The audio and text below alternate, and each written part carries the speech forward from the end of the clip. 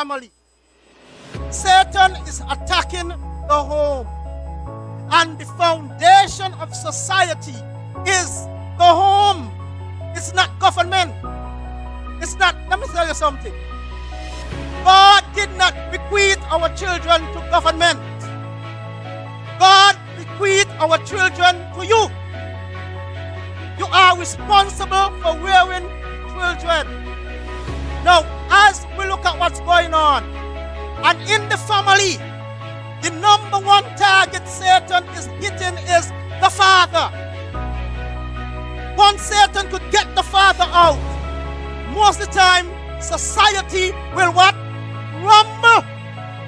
Because the man is the center. The father is the center of the home. And once you get the man out, and that is Satan's number one target.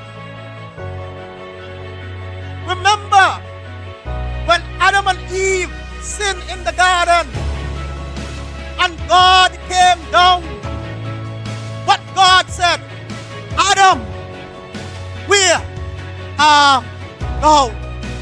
And today the question is, Adam, where are you?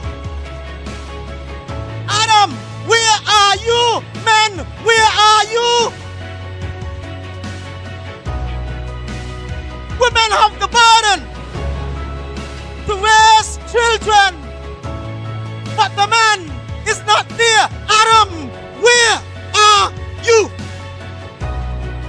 Now, Lord, children are a heritage of the Lord. The greatest legacy you could live or you could have is children.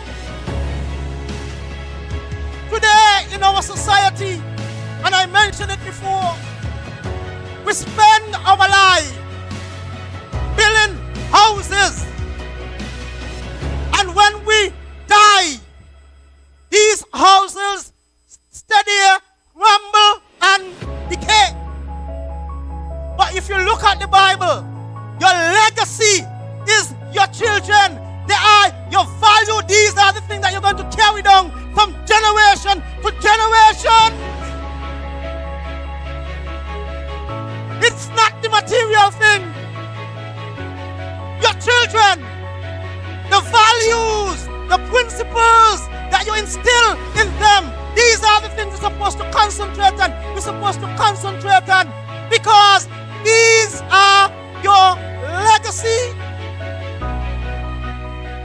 Now, today's fathers, them asked each another father. And let me say this. But one of the things that bother me is not having children. Don't believe that because I can have children. But the Lord just decided for me not to have any. When my wife and I were married, she was pregnant. Everything was going fine. We went to the States, and when she was up by her grandmother, there was a heavy tree. She moved it, and she lost the baby. But what I'm saying, the most blessed thing that you have that is going to leave a piece of you behind is your children. And with that said, your children, your legacy is going to reflect in your children. I often reflect on this lady in Barbie, Peter Roy. Has a lot of children. Probably she got the most children in Sandy Point. And you have never heard any of her children in trouble. You might hear grandchildren, but check it out. Any of her sons or daughters, never. They're not living, but you'll never heard them in trouble. My grandmother had 9 children. None of you have never heard any of the Dixons in trouble.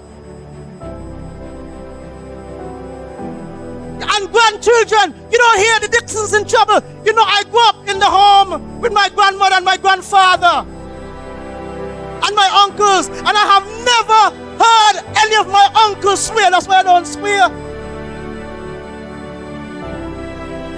That's why I don't curse. Never. I have never heard any of, I don't know if they ever did, but I have never heard them even to this day curse. And majority of my cousins, I don't hear them curse. It's a legacy. Then you're cursing at your children when they come to school. They're cursing at teachers. They curse because of you. I grew up with my grandmother and my grandfather, and I have all the time I have never seen them work.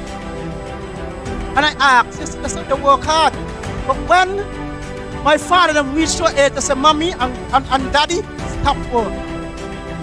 They work, and all of them put together and take care of the mother and their father.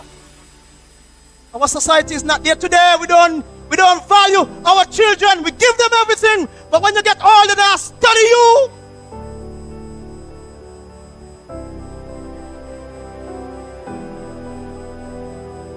My grandfather in the home, they had my grandmother in the home, they had examples in the home. When my grandmother reached her age, all of them say, "Mama, stop work. Papa, stop work." All of them were able to get good jobs, and all of them put together and give Mama and Papa something. Verse 4, children are to be handled skillfully. Verse 4, as arrows are in the hand of a mighty man, so are children of the what? The youth. So children are to be handled what? Skillfully. Now, the Bible uses an archer. And God is saying children are the arrows. The parents, the father, look at the man is talking about that. The man, you are the archer.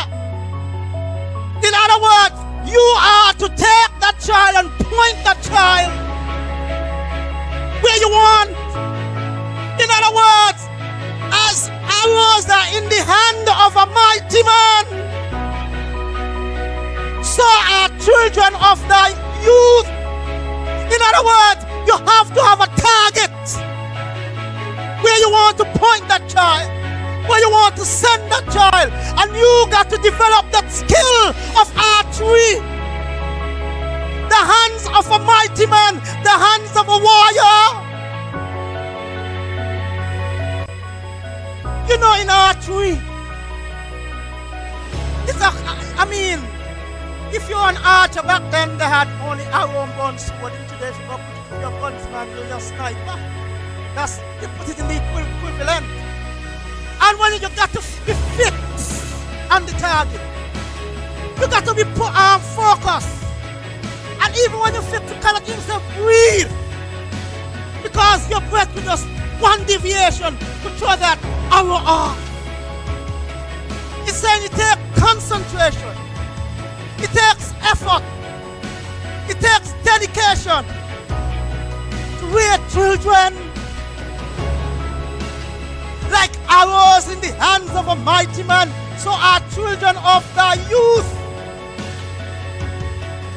Many men are skillful at their work and their job, but when you go home to the home,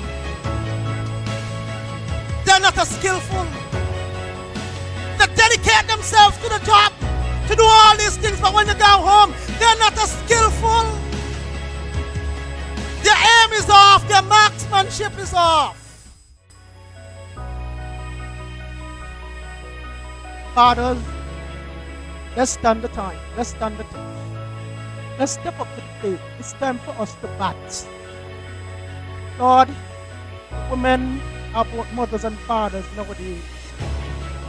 Let's take the strain off of them and let us hold our strain.